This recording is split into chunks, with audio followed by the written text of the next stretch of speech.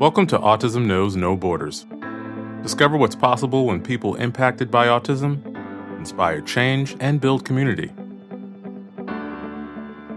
Together with the Global Autism Project, here's your host, Rachel Harmon.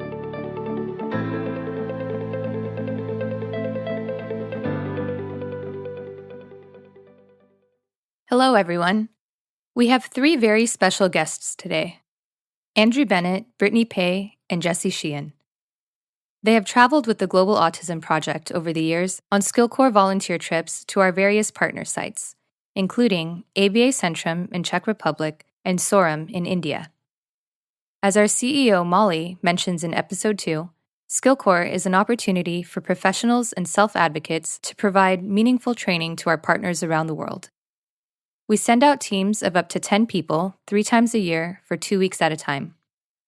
The team members are complete strangers when they meet for orientation in New York, and by the end of their 2-week trip, oftentimes they've become best friends. I still keep in touch with many of my teammates that I've traveled with. So far, over 400 volunteers are part of our SkillCorps alumni community, and many are repeat travelers. Each SkillCorps team has a trip leader and sometimes a leader in training. Andrew, Brittney, and Jessie have all attended Leadership Academy, which is a 3-day workshop that we offer for future trip leaders to discover their leadership style. Time and again, SkillCorps alumni have expressed to us that their 2-week trips have transformed their lives and relationships. Andrew, Brittney, and Jessie open up and share what they've learned about themselves and how they continue to apply these insights to their personal and professional growth. All 3 guests have different backgrounds related to autism. Andrew is an autistic self-advocate and registered behavior technician working with children on the spectrum. He tells an inspiring story about his outreach initiatives on a SkillCorps trip to the Czech Republic. Brittney is a board-certified behavior analyst who implements applied behavior analysis to train dogs. She has led almost 10 SkillCorps trips and reflects on how building her leadership skills has empowered her to take a stand in different aspects of her life. Jessie is a licensed school psychologist and uses ABA strategies in her daily work. She describes how working with a diverse team of professionals on trips allows for more collaboration and better communication with partners. We introduce the clinical training model that is implemented on our SkillCorps trips. We talk about why it's important to always prioritize sustainability, and we discuss how using the Socratic approach fosters critical thinking skills in the learner. As an organization, a big part of our responsibility involves respecting the values of the cultures we work with. Our guests today share what cultural humility means to them and how they practice it on SkillCorps trips. Make sure you listen until the end of the conversation to catch helpful tips for future volunteers. You can find more information about our SkillCorps program at globalautismproject.org. In this episode, discover what's possible when you step outside of your comfort zone and embrace the unknown. And now, I present you Andrew Bennett, Brittney Paye, and Jessie Sheahan. Hello, everyone. Good morning. Hello. Morning.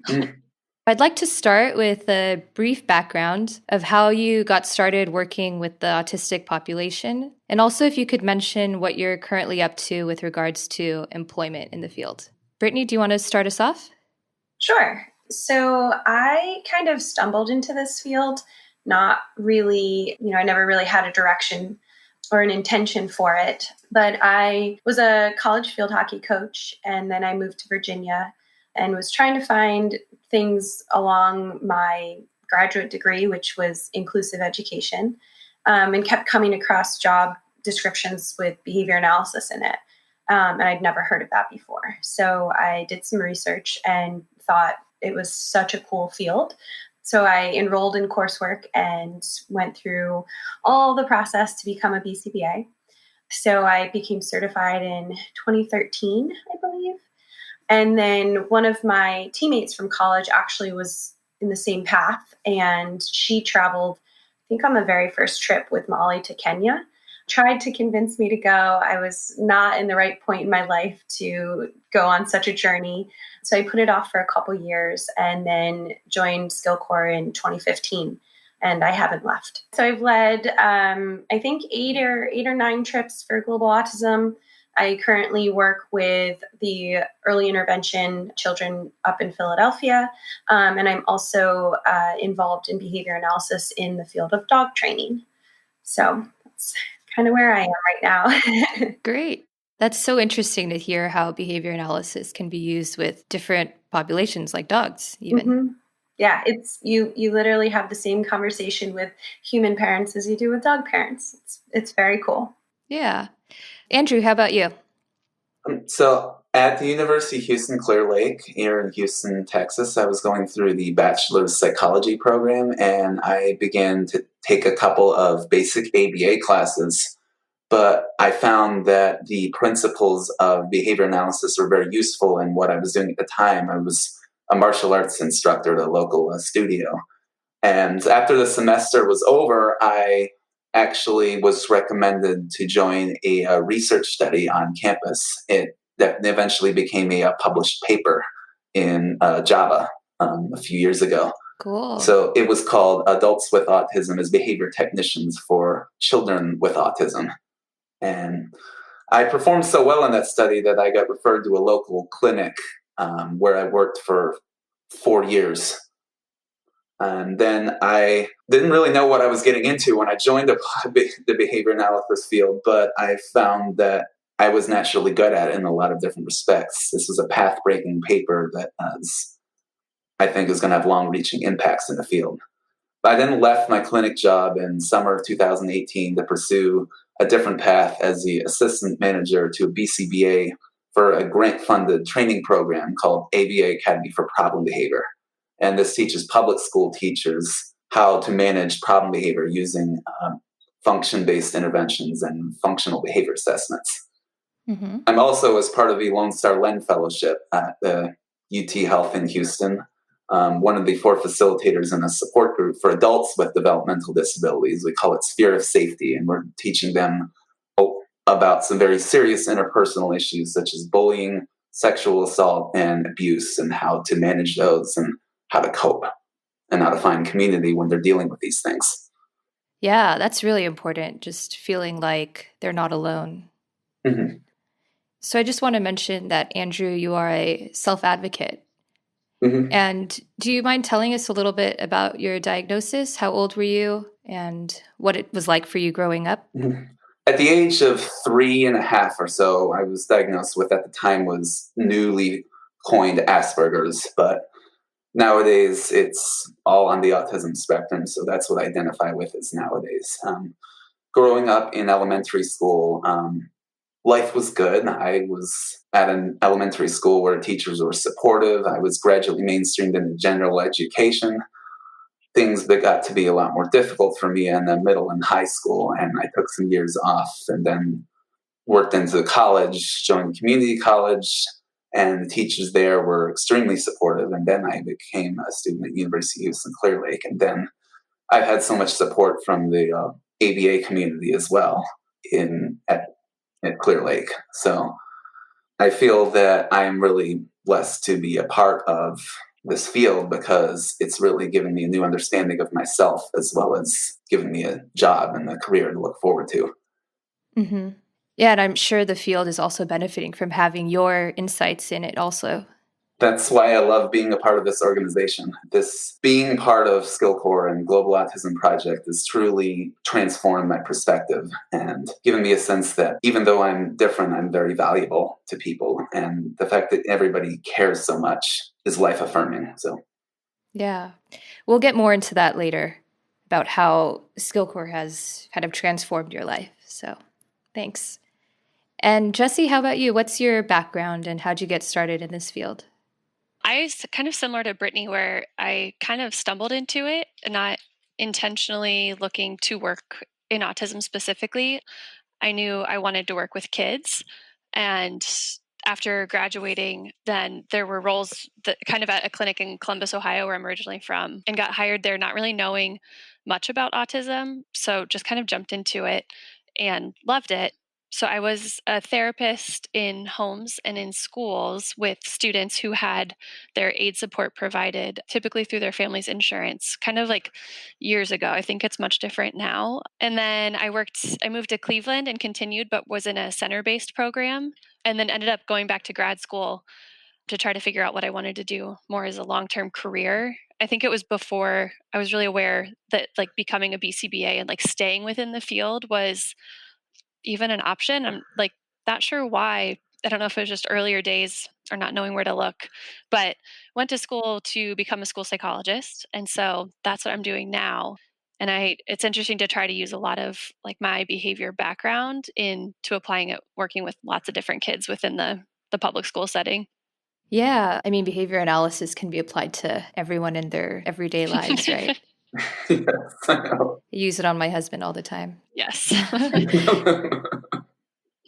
Thanks, Jessie. It's wonderful to have a community of professionals from various backgrounds all across the country, pretty much, come together with this spirit of a common mission, which is to spread acceptance and awareness of autism all over the world. So I want to ask you guys how you heard about the Global Autism Project and SkillCorps, how you first started to get involved. Andrew, do you want to start us off? Yeah, I can. I've actually been getting emails from GET for a couple of years and never really looked too much into it. I wasn't sure what it was or how famous it was, so I didn't really know anything about it. I never looked into it more deeply. But then in October of 2018, I randomly happened upon one of the sponsored ads that was all over Facebook. And at that time, I was in a very bleak and dark place personally. And one of the things people do when they're in that stage of life, lost, they're down on themselves, they don't know who or what they are, they try something new and exciting to get them in touch with their strengths and their passions. And I knew that I was passionate about traveling and helping using ABA in different contexts, as well as I just recently started using ABA internationally with the UHCL's Telehealth World ABA project. So I said, what the heck? Anything's better than where I'm at right now. I'm going to try this out. I forced myself to apply in 2 days before anyone could talk me out of it, because I knew my family was going to talk me out of it. And I just went ahead and applied. And I thought, this would be a great way for me to get out there, travel again, build upon the skills that I learned last time I went abroad, and helped turn around 2018, because it was such a complicated, resoundingly emotional year for me. And I wanted to relive that positive experience in the summer of 2018 and give it some purpose and meaning. So I wanted to just get out there and try something different. And I'm so glad that I did. Mm-hmm. And where did you go that first trip? Czech Republic. Very cool. Yeah, they're doing great things at that center. They have a social skills group that they're organizing for early learners, and they're expanding their staff. So that's great, because I haven't really heard what they were doing recently in October, but I still talk to the owners a lot. And you did a presentation while you were there too, right? Yes, the presentation is called A World Without Borders. And I got this idea from the motto of GAP. When I actually reached out and I was commenting a lot on the posts that ABA Centrum was making, and I told them a little bit of my life story. And Katarzyna, the lead therapist of the clinic, says, hey, you know what? We would really love it if when you're here, you could give a lecture to our parents and our staff about your life on the spectrum. And we hope that it can be an inspiration to them and give us something to show the world that in this country where autism is still pretty unknown. So I worked on that for the next few months, and I gave that on July 30th during my visit. And the theme of it was there are different stages of autism awareness as we know it. You start with knowledge of what it is, but then you go to understanding more about what autism is, what makes it different. And then you get to a point where you're aware, where you are actively trying to make the world better for them. But then it ultimately leads them to acceptance and the world of acceptance, which is the highest grade of, as we call it, autism awareness. And when we get to that point, we have a world that's where autism isn't a border between people, where language isn't a border between people, which was also a personal theme for me since I'm an aspiring multilingual. That's what I was going to ask, because you were able to use your language skills to communicate in Prague, right? Yes, I learned French when I went to France. After 5 months of study, I was able to go over there and speak comfortably in French to the locals. I studied Spanish 4 years in high school, but I haven't really used it as much, even though I live in Texas. But then when I got to the Czech Republic trip, I'm like, what the heck? I'm going to do this again.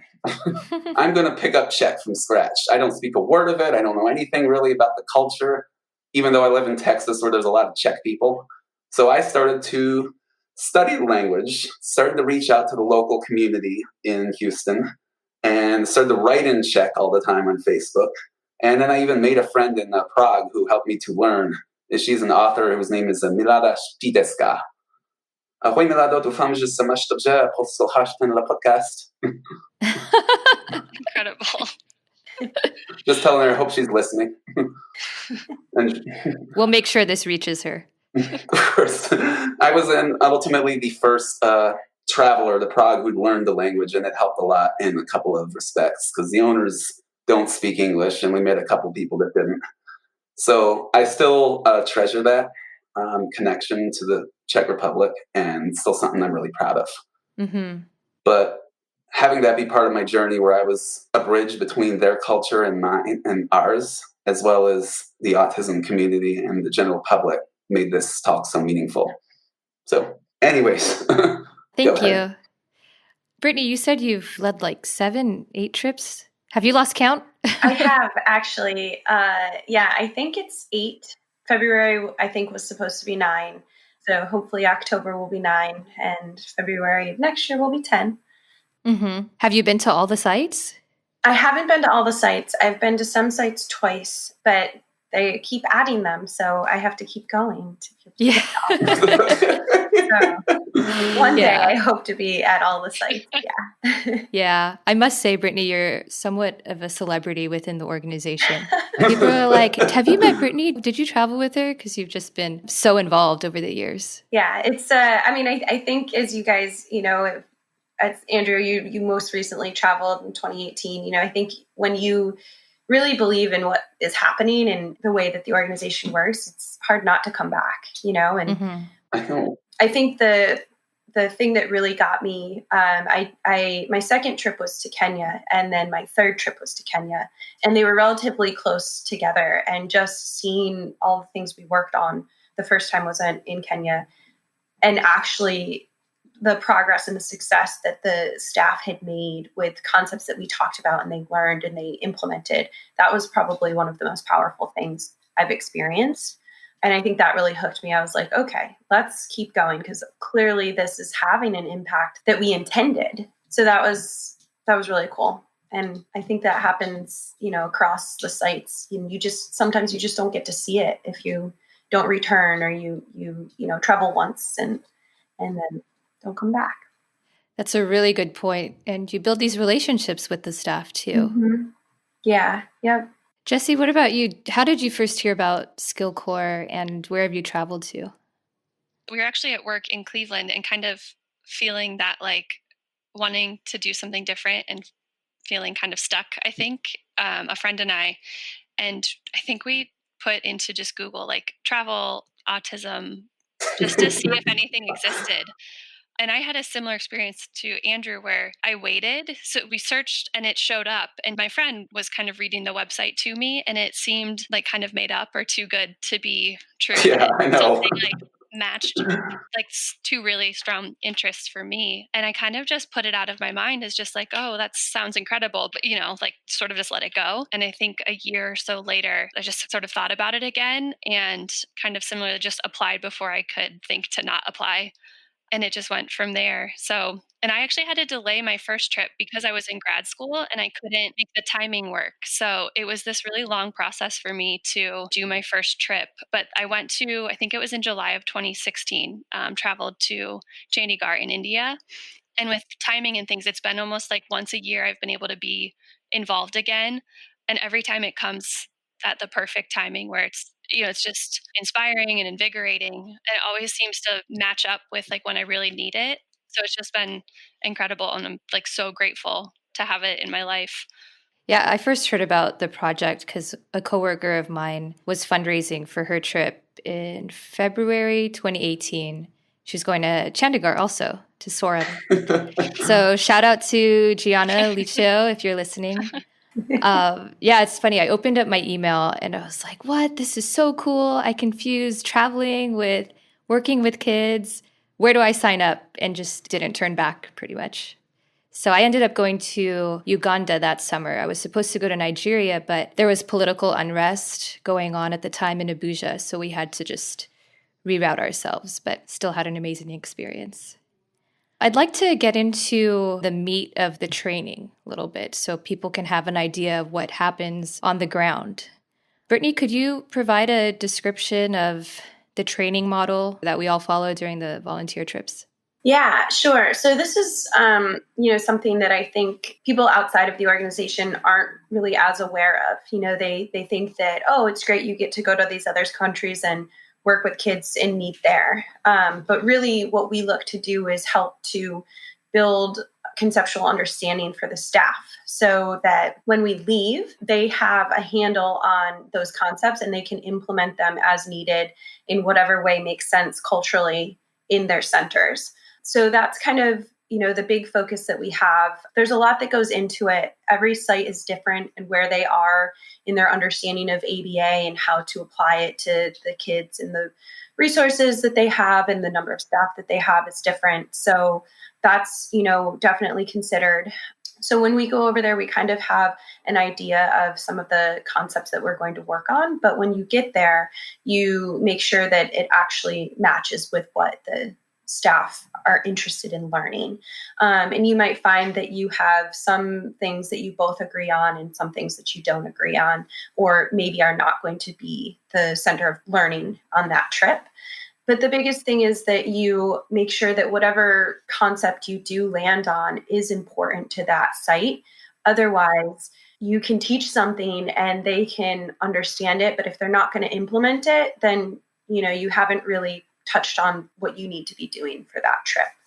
So again, each site is a little bit different. Sometimes you lead a big presentation, like a PowerPoint.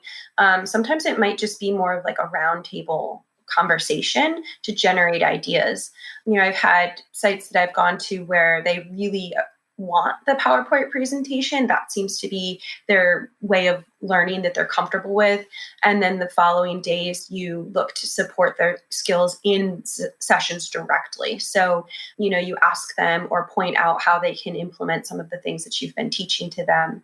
Other sites, they might have a really good handle on concepts, but just be a little uncomfortable in implementing them. So you're almost there to kind of encourage them to try out these ideas and kind of press them to discuss it as a group among their staff to continue to kind of drive different thoughts and ideas. And I was most recently in Nigeria, and they were very concerned about their data sheets. And, there's these set structured data sheets, and I feel like it would help if we did it this way. And I think this should be on it.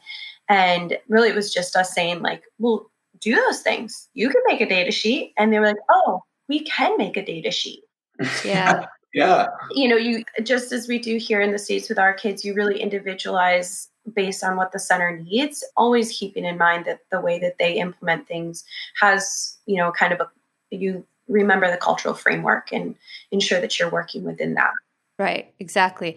And I'm glad you brought up the data sheets because that has happened in the past where our partners are like, just give it to me. Don't you have something already? Can't you just print something out or share something with me? But this whole idea of do with, not for, so that we can give them the skills and they can know how to create other data sheets in the future. Like, what good is it if we just hand them something that was made for our benefit?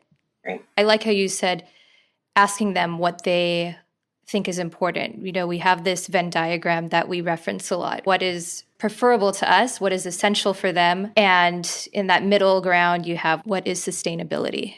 And that's really what's going to last. Jessie, do you mind talking a little bit about our approach using Socratic questioning? I'll give it my best shot.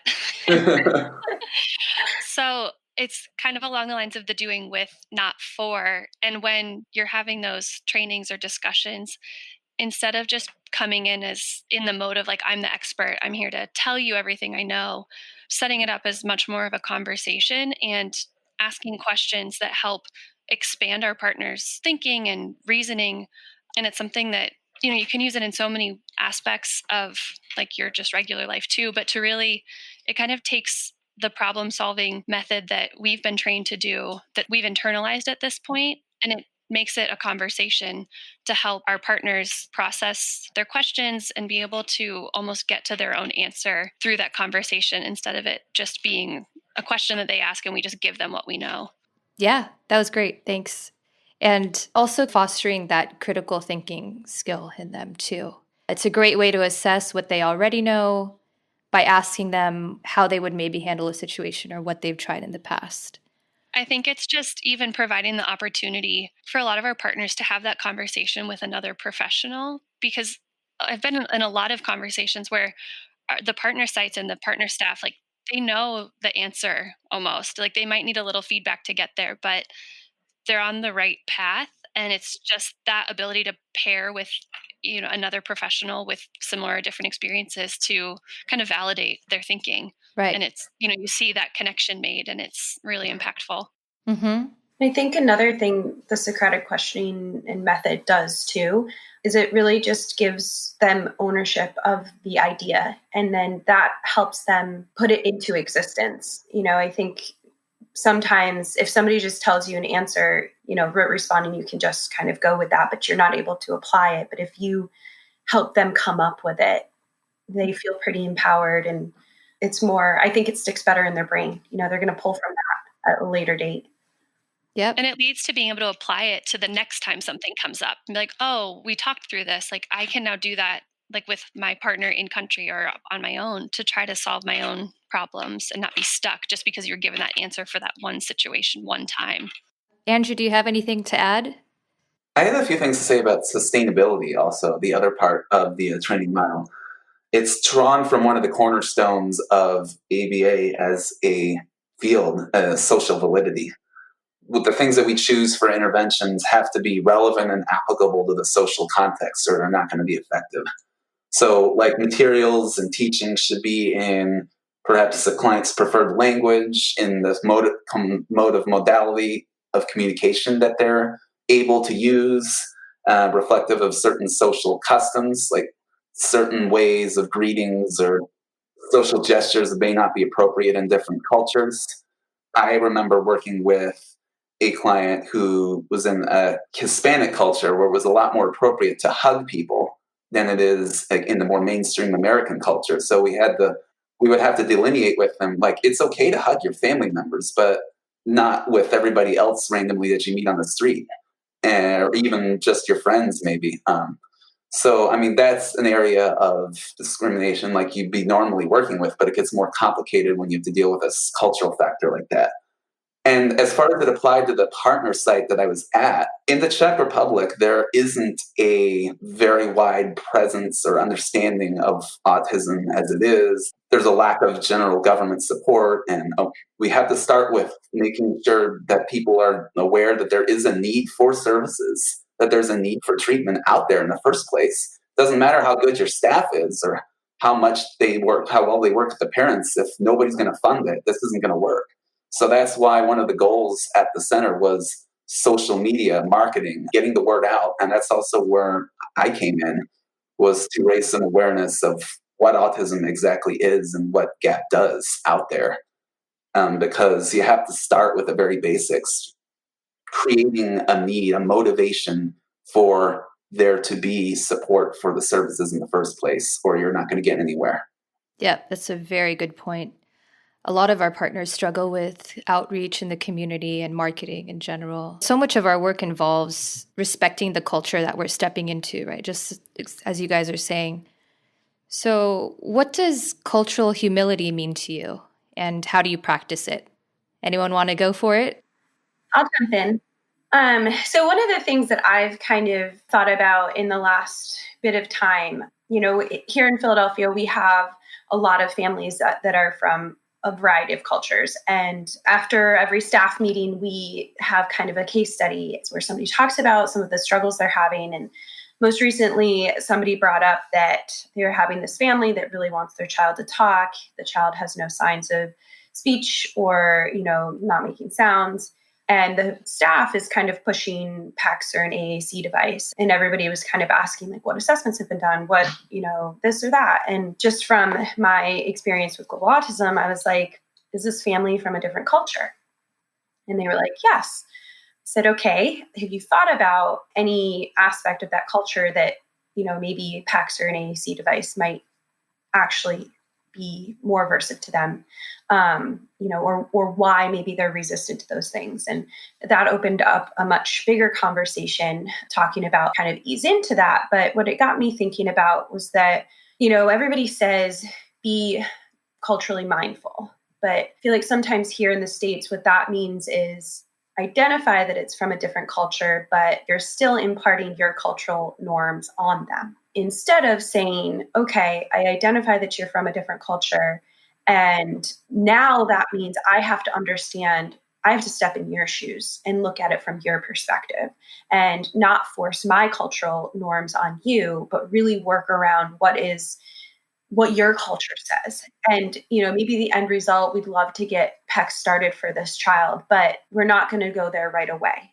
How do we take our baby steps? How do I have conversations with you about what the benefits are and listen to your conversation about your concerns or what that means, to people in your culture.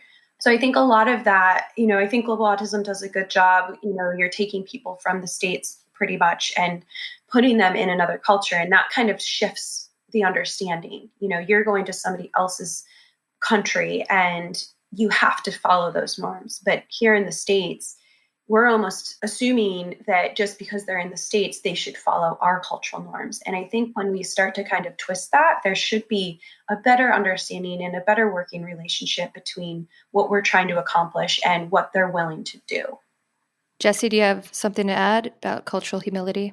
I kind of got stumped thinking about this one because I think, like Brittney said, when you're going into these other countries, I've just had the experience where it's just so exciting and different and mind-opening that I've been excited to kind of take it all in. And each step of the way, I think going in and being excited to learn from our partners and to take in what they know and value and then be able to share from that space. And it seems almost hard to think about doing it another way when you're in it. I think at home, it does seem like an easier thing to have happen where we might feel like we're the more dominant culture, like people should assimilate, I guess. But in country, I've just always been so excited and it's so rich and there's so many neat differences in each partner site that I just feel like being willing to kind of embrace that and to ask a lot of questions and not make any assumptions when you're in a new place really can go a long way.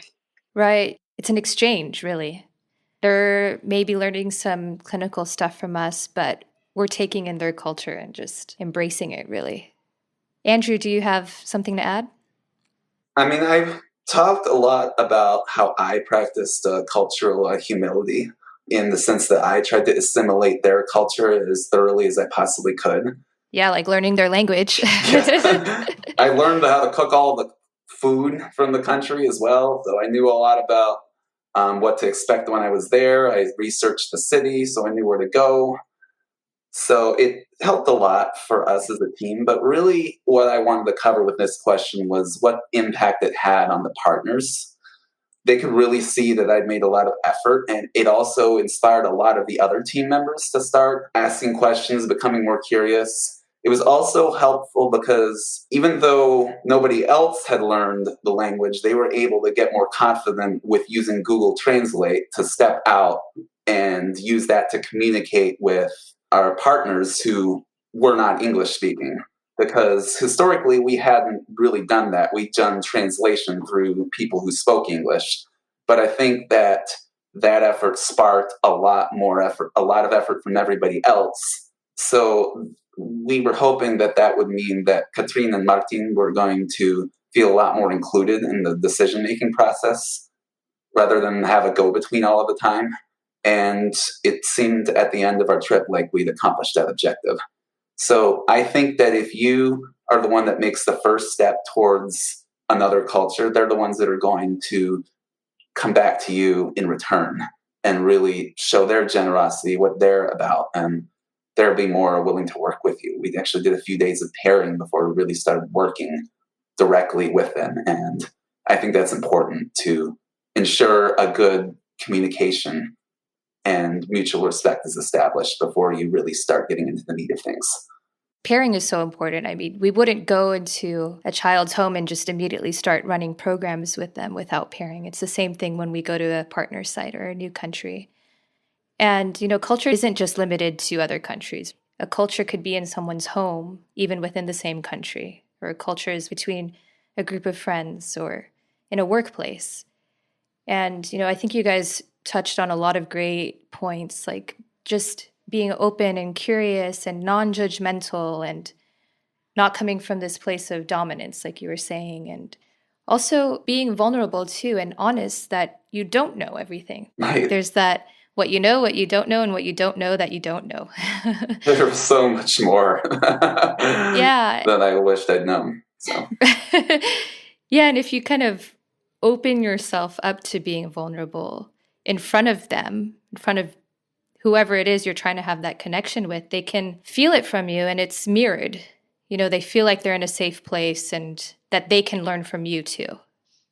I think as you were saying that, it made like everything also applies to the team you're traveling with. Mm-hmm. Maybe someone's coming from Canada, but a lot of us are traveling from the US, where I think I don't know, like if you go in assuming that you share the same culture with these strangers you're meeting for the first time to now go spend 2 weeks together, you can really hit some roadblocks. So I think all of those same, like taking that perspective, and when it gets applied within the team itself, it makes the team richer and then better able for the team to then do that with these people at the partner site. It's just there's so many layers of needing to be open and willing to be vulnerable and ask questions of the people you're around just as soon as you land in Brooklyn, let alone after you take these like really long flights across the world. Mm-hmm. Yeah, we had a Canadian on our team too, and that definitely helped spark the intercultural dialogue. It's like, you have Tim Hortons and we don't, so. Right. Yeah. Going on a 2-week trip with complete strangers to a foreign country can really push you out of your comfort zones, right? People come back saying their lives have been transformed from this experience. You said that earlier, Andrew. So, I wanted to touch on how you guys have grown personally and professionally from this. So maybe we could start with what you've learned about yourself from doing these trips. Brittney, do you want to start us off? Sure. I think back to who I was when I first traveled. I had imposter syndrome for sure. And I was very afraid to speak, very afraid to make a decision of any sort. And I had a wonderful team that really just kind of embraced me and encouraged me and supported me. And, after I saw what was happening, I knew I wanted to continue to be a part of it. And that kind of started to shift things inside of me. And I knew that if I wanted to lead trips, I was going to have to be a little bit more confident, a little bit more assertive, a little bit more outgoing in terms of interacting with people. I grew up in a very small town where everybody knew everybody. So putting myself in a position where you're surrounded by people you don't know for 3 weeks and like, you've got to form relationships. And I've seen that kind of come out in me in the years since where, this is crazy, but I moved from upstate New York to Virginia. And when I moved there, I was so uncomfortable that I didn't leave my house by myself for weeks. And then now, like, I just go to New York randomly and take complete strangers to different countries I've never been to for 3 weeks. And so it really, I think, like, it empowered me to, I always say, like, there's always a solution. There's always a solution. And so you might face problems and that's just the reality of life, but you're always going to find a solution.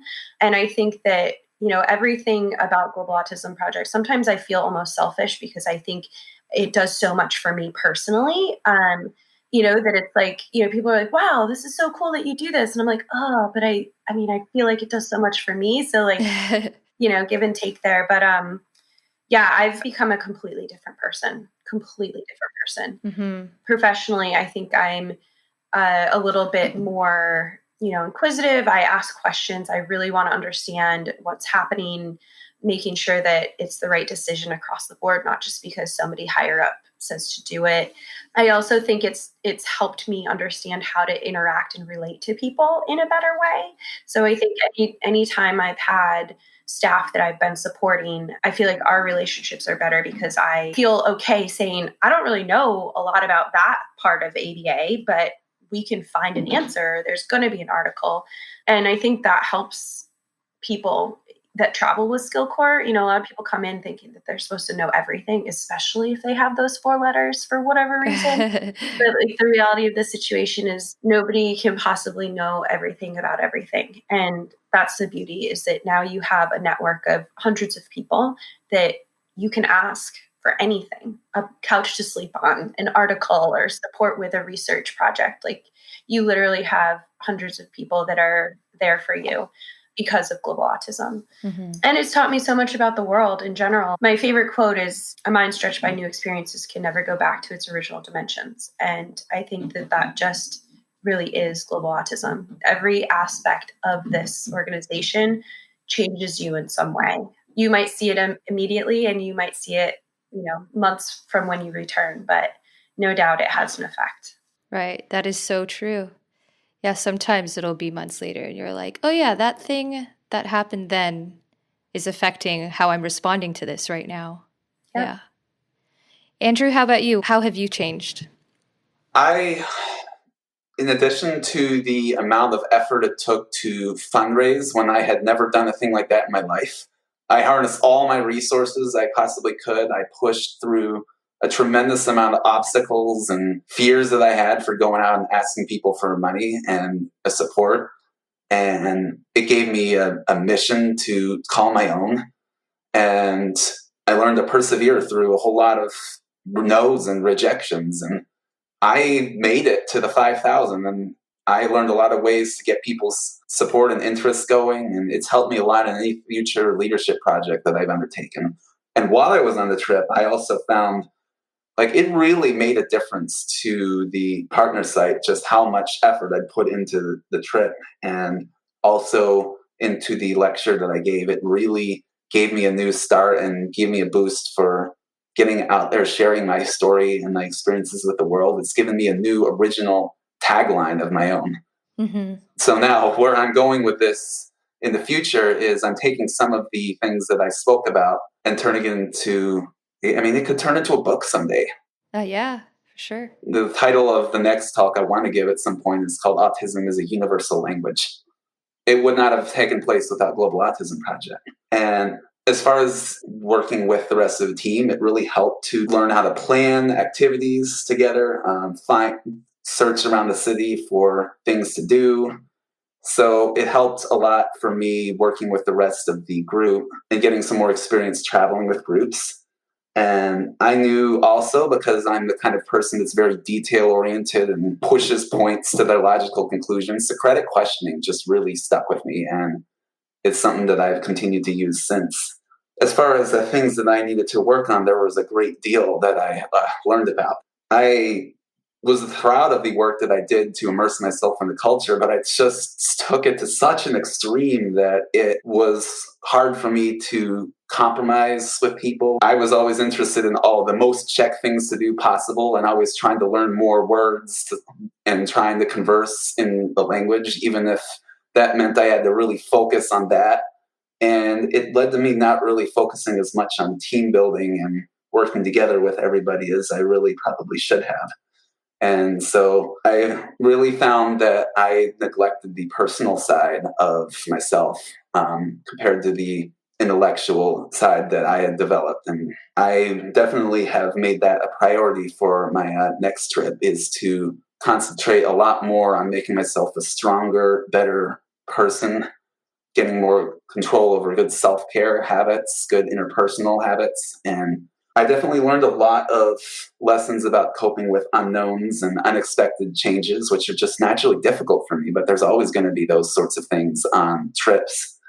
And so that's why I want to keep going out and doing more trips to get more used to this. Mm-hmm. So when I came back from the trip, I was like, oh my gosh, I got a lot of work left to do and to grow before I would come back. But at the end of the month, I really emerged with a lot of clear understanding about where I needed to go in the future. And then not too long after that, some things happened in my personal life that really validated that I'd really spent a lot of honest time working on myself. And then I got accepted to go to Leadership Academy, which really gave me a new boost in my motivation to stay involved with Global Autism Project and to believe that like I'm going to have another chance to do this stronger and better. Mm-hmm. And even though the trip didn't go the way I was originally thinking it was going to go, or some things that went according to plan, some things did not, I believe that it went the way it needed to go to get me to the next place in my life and prepare me for the future. And I would not have traded the trip experience for anything. Andrew, I really appreciate your honesty and your candidness. I can imagine that it's not easy to talk about these things and to admit the struggles that we all go through. Yeah. There are points in those 2 weeks where I'm sure everyone feels a little bit lonely or wishes that something would have gone a different way. Yeah. It was a big blow to my big ego. So, and I'm glad that happened. So it's growth. You still have this perspective about it that you wouldn't change anything that happened because of what you did learn from it. That shows a lot of maturity and self-awareness. So props to you. Well, I mean, there's things I would change, but I'm glad for where I am now. I'm glad for where I am because of things that I learned or things that didn't go the way I thought they would. So, But I don't know. I mean, what would happen if we did change the past? We might change where we are now. So, right. I can't change the past, but I'm just happy with where I am now. And you learn from it and you do something different next time. Yes. Jessie, how about you? How have you grown from SkillCorps? I think the biggest thing for me has been like recognizing, because I think, when things are unknown or unfamiliar, like I still feel that sense of unease a little bit, but I feel so much stronger in myself that even though I might feel unsure, like I don't know what might be coming, knowing kind of like Brittney said, like that there's a solution, like it's going to go, it will probably be fine, like one way or the other. And that I have a lot of skills to help myself and to help other people. I don't know, just feeling a lot more kind of sure in myself and also comfortable with being unsure, but knowing that it'll probably be okay. And I think recognizing that, like I said, like I feel much more settled into myself and what I know, which also allows me to then be much more comfortable when I don't know something and like asking other people for help or just being upfront, like, oh, I don't know that, but we can probably figure it out.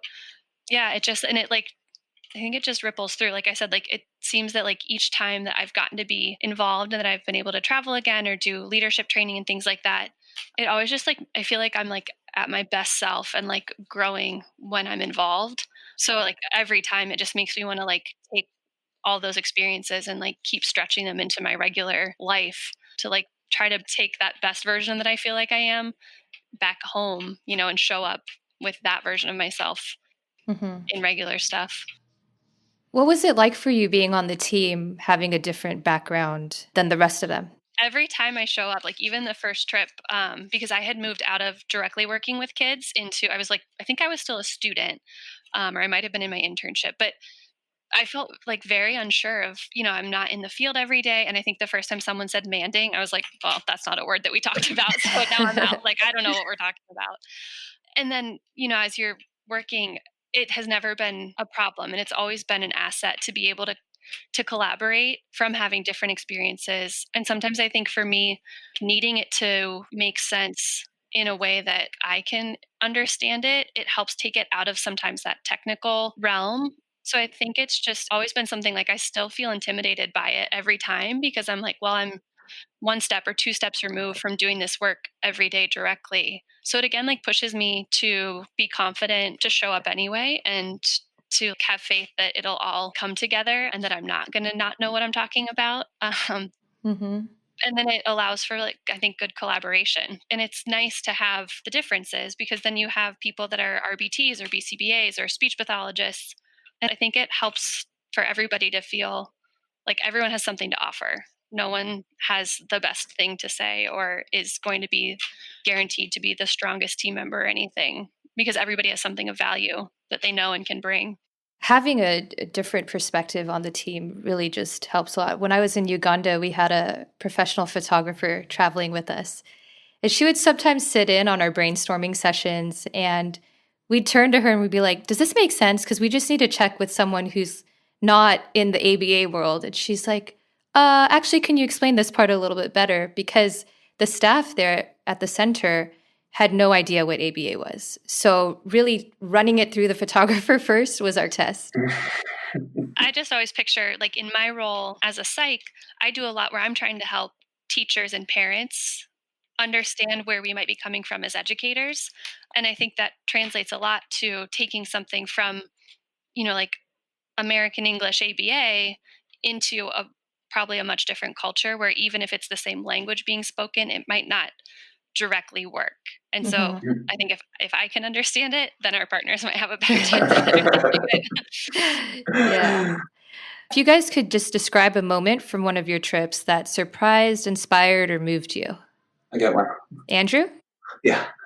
So there were a couple that I thought were particularly moving, but the one that I really want to highlight is what we're working for, what we're trying to achieve with this organization is I had a feeling that my talk was going to get a lot of reactions from people and hopefully give some hope to some struggling parents out there. And I got approached by one of the moms who was like, my child is very medically fragile. I don't know what's going to happen to him, And it was hard for her to come forward and share that, but she also sparkled with the hope inside her that, I treasure every moment with him. I don't know what's going to happen to him. And I also look at his disability and him being on the spectrum as well as a gift as well. He's special, he's unique, he's different. And I wouldn't trade him for anything. And I feel like I formed a really deep connection with somebody that day, and it highlighted what I've been trying to work towards for the past 3.5 months, making this. But I think it also highlights what we want to achieve as an organization, what we're fighting for in this time and place right now, why it's important that we are still around fighting for a world without borders for many years to come, that there are people out there that are struggling and still trying to make a better life for their children in a world that's not always prepared for it and not always equipped for it. But to see that there are people all around the world that want the same things that we do, I hope gives us a boost in what we're trying to achieve right now. Thanks, Andrew. Brittney, do you have something to share? Something that surprised, inspired, or moved you? Sure. I mean, I've had so many wonderful experiences and teams and moments that it's kind of hard to capture them all. But when I think about this question, what comes to mind is kind of that period on every trip where your team's not quite convinced that they know what they're doing and that it's going to work. And, you're constantly like, I promise, like, we're going to observe, we're going to figure this out. And by the end of week 1, you're going to have a lot more comfort in what's going on. And I really love to see that change, that shift in the team where they go from this is all new experiences in a completely different culture that, they're probably pretty uncomfortable. They've maybe not been eating the same things or having the best sleep for a couple of days. And then it clicks and it brings the team together. It brings the team closer to the center. It brings you, like the presentation or the skills that you're working on, they come out through that. I think that's probably one of my favorite things about SkillCorps. It's just seeing that shift from really being pretty insecure and uncomfortable and not confident about what you're doing or what your role is to figuring that out and then moving forward with full force and, 2 weeks, we have 2 weeks to get this done. So I think I'd have to say that that's just one of the coolest things to see, that shift. Jessie, how about you? Every time I think about like an amazing experience, the first thing that comes to my mind is from my first trip of when we were in Amritsar and we shared the meal when we were at the Golden Temple. And it's just an experience that I don't think I would have ever had the opportunity to have in my entire life, potentially, had I not been a part of this team and this organization. And it just it still kind of chokes me up because it was so incredible. But we were able to join in with so it's a meal that's provided through the temple, and it's kind of a tenet of the religion. And even though we were very much other, like there were not a lot of other white people, certainly not another people that are as tall as me, like we stuck out a lot. And everyone still just kind of went with it. And we were able to be welcomed and participate in this thing that I think for most of the people there was a big momentous time of their life to be there, but at the same time also very like normal for them to be sharing a meal in this way. And it was just, it was incredible. It was like kind of sensory overload, but in the best way. And just something that like I'll probably not ever do again unless I get to go back to Chandigarh, which would be great. But it was just, it still sticks with me as just like, you're just kind of eye-opening and incredible and amazing, and not something I would have gotten to do otherwise. Yeah, it sounds like a beautiful experience. Guys, we're running out of time here. I just want to finish with asking you if you have any advice to future travelers with SkillCorps. Jessie, you want to start us off with this one? Sure. I think the hardest thing to do, but which is kind of like when like you're looking for a relationship and everyone tells you like it'll happen when you're not looking. So this is probably not easy advice to take, but I think trusting the process, as difficult as that can be, that it hopefully will all work out. We're definitely in a weird time right now, but when we see the other side of that and people are fundraising and you're waiting for your trip or your chance to travel, just trusting that it all is going to work out. And when you're in country, that it's, most likely all going to work out, because it typically does. And then the outcome of that is amazing. And that it's okay to be unsure, but that even with that uncertainty, it'll probably be all right. And I wrote down to pack wrinkle release for your shirts if you're traveling. Oh, that is the magic potion. One practical thing. Yeah. Andrew, what do you have to say to future travelers? Well, I think obviously it's very important to show respect when you're there to the country, the people, what they do, how they live.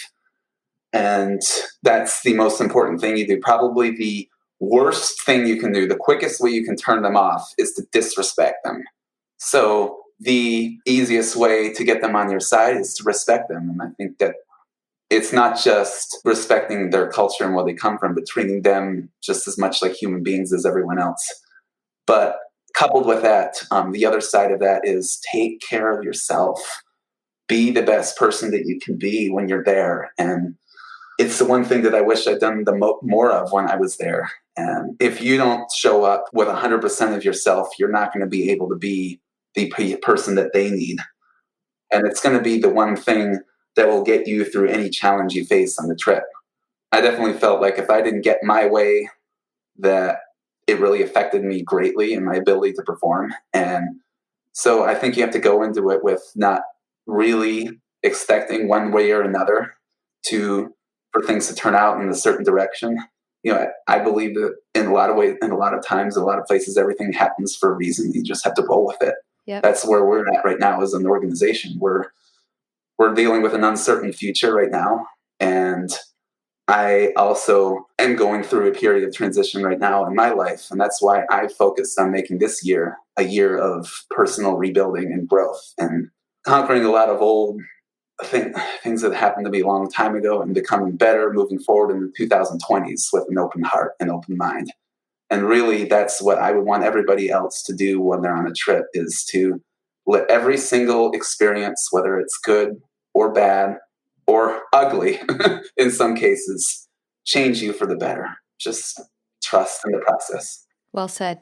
Thanks, Andrew. Brittney, final thoughts?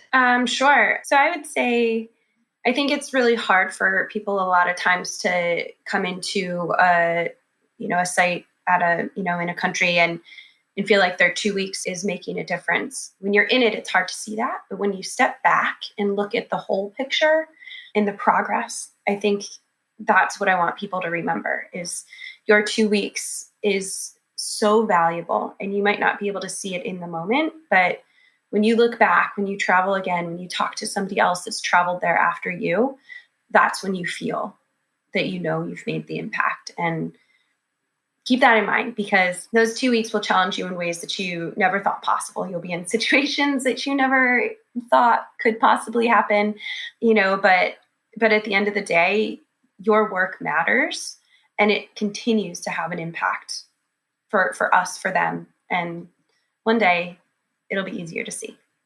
Wow. Well, thank you guys. I appreciate your time and your willingness to share your stories with us. Yeah, thank you. Thank you for joining us today on Autism Knows No Borders. I hope you enjoyed listening to Andrew, Brittney, and Jessie describe how going on SkillCorps trips has given them confidence to trust their instinct when handling new or uncertain situations. Just as a reminder, you can find more information about our SkillCorps program at globalautismproject.org.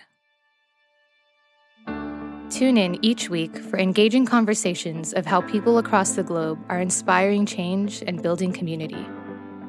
Thanks for listening. Take care. You've been listening to Autism Knows No Borders, brought to you by the Global Autism Project. You can find Rachel's notes for this episode and learn more about today's guests at autismknowsnoborders.com. If you enjoyed this episode, please subscribe to the show on iTunes or wherever you get your podcasts. By doing so, you'll be helping us increase awareness and acceptance of autism around the world.